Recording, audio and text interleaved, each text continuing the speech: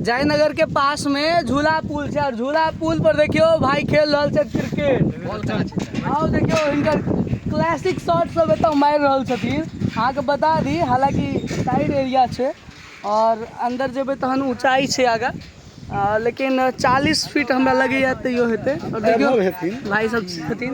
अहाँ सबके तऽ नेपाले से छियै? नहीं, हम सब इंडिया बिहार मधुबनी जिला से छी। अच्छा अच्छा, तो क्रिकेट एतऽ खेल रहल छलियै देखलहुँ हैं अहाँके। देखलहुँ हैं एक दिलचस्प चीज है जी जकरा लोग कहे छै झुलनिया पुला के नाम से जानल जाए छै।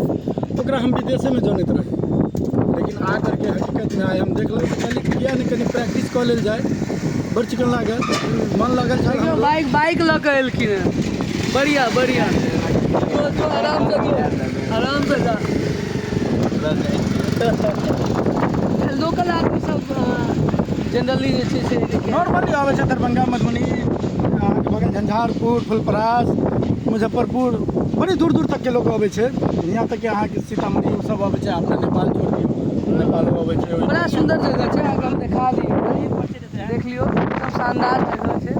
और कई कनिए कपड़ी छै हमर।